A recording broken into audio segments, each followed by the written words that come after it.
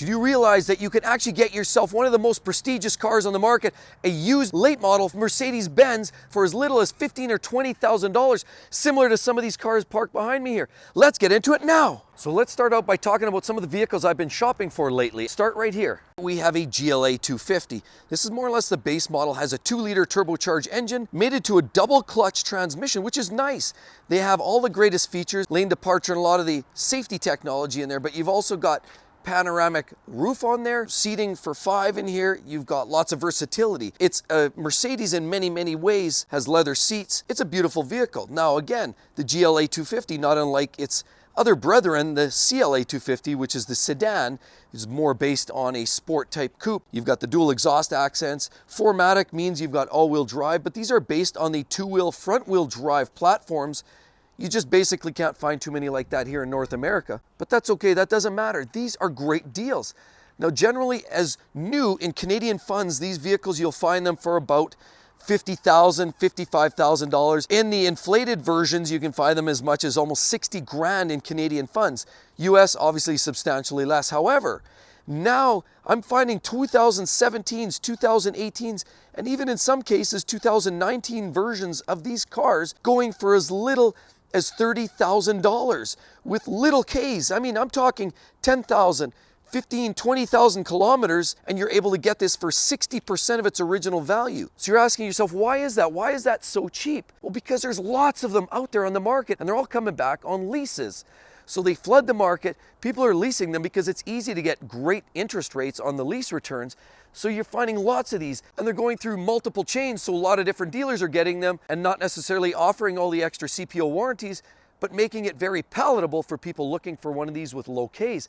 Great value, the GLA 250. And so you want more good value, how about here? Here we have a GLC 300, which is a slightly larger stablemate to the GLA.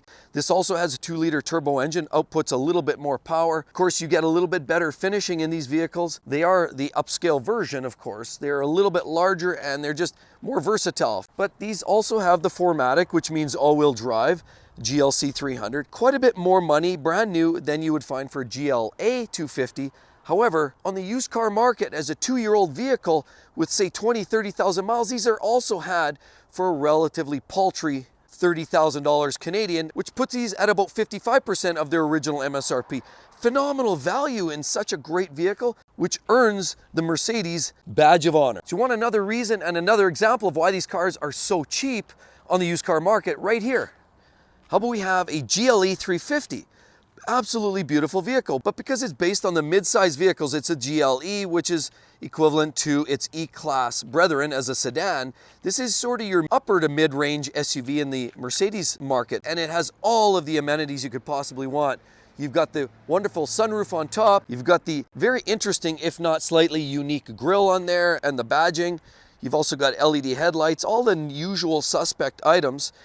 Beautiful vehicle, lots of things to like about it. It can haul pretty much everything and the kitchen sink all in one. Of course, full-size SUV, I wouldn't have it any other way. Mercedes and the 4MATIC all-wheel drive system, the GLE 350. These are magnificent vehicles, but the problem is these now have next level finishing. And so if we just have a quick peek in here, now if you look at the interior, leather everywhere, leather bound on everything. You've got colored match stitching, power seat controls for every aspect of that seat. You've got electronics and the latest displays on these vehicles. It means lots of technology. But it's that very technology that can cause heartburn down the road. They're great when they're new. But do you realize, I was out shopping for another Benz the other day. I was looking at an E-Class coupe, which is not too unlike this vehicle based on its overall size and cost of maintenance. And unfortunately already it only had 20,000 kilometers on it, and the sunroof was squeaking. It had to go in for servicing. So you have to know, out of warranty, that would be a very expensive proposition. It also didn't show well on the seat bolsters. Now looking here, wear on that driver's side seat bolster right there,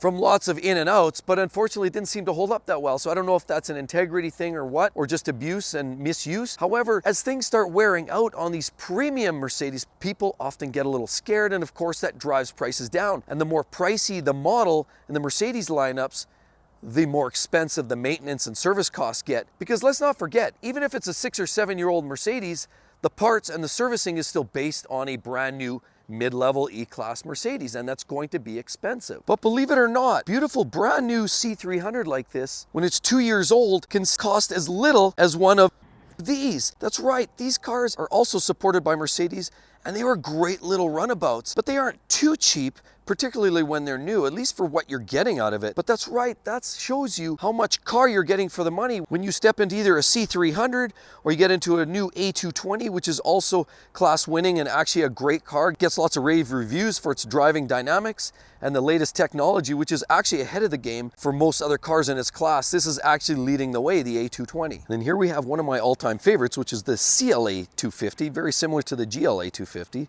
Has the same 2-liter turbocharged engine in there and the dual clutch transmission, all-wheel drive layout, great styling. As you'll notice the curve around there, it's just a beautiful car all the way around.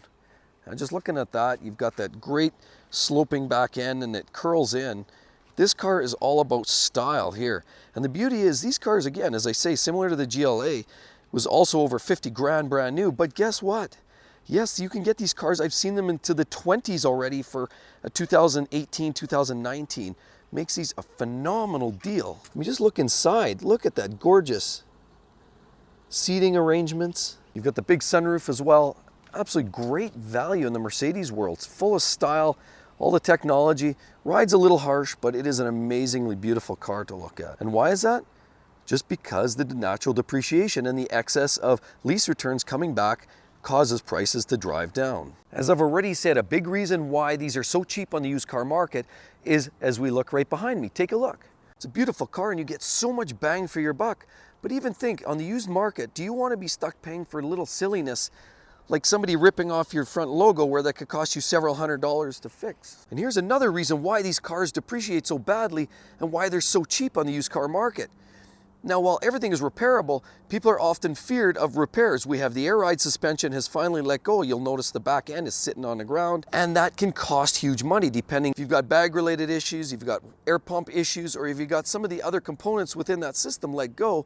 That can cost a whole lot of money to repair properly. It's those types of repairs that have people nervous, and of course, nobody wants to buy these cars on the used car market, and as a result, the prices go down. So it really boils down to cost of maintenance, which shies people away and ultimately drives those prices down. It also comes down to the excess amounts of lease returns coming back, particularly on the premium models where they hit the market and nobody buys them up because they're used and they've got 3 years under the belt. I don't see this as bad in any way. Just take a look here. You can get these wonderful C300s, lots of different choices, color combinations. You also get great vehicles like GLE 350. We also have some interesting based on the GLA. You've got the 45, which is the AMG version, really cool vehicle. A quick little hot rod for those that like to go fast. And you've also got lots of other different combinations. So while this all sounds very, very negative, it's actually not. On the contrary, for those buying brand new Mercedes, because there will always be that clientele that wants that brand new Benz, they're gonna lose. But if you wanna buy a slightly used Mercedes, you can get yourself a very late model, a year old, 2 years old, for as little as 50, 60% of its original value in a year's time. Talk about phenomenal value. I mean, that makes me wanna go out and buy a Mercedes. Just based on that percentage alone, these cars are awesome value and they're still luxurious. A Mercedes is a Mercedes all the way through, can't go wrong. Whether it's just because it's overpriced to begin with, or people are worried about the service maintenance costs, or whether it's just a mass amount of lease returns causing this phenomenon, either way, it's a phenomenal buy, and a used Mercedes is high on my list of potential buys. And so maybe you're just curious about 2020's best luxury cars right there. You're gonna love that video. Hope to see you guys on the next one. Catch you real soon. Bye-bye.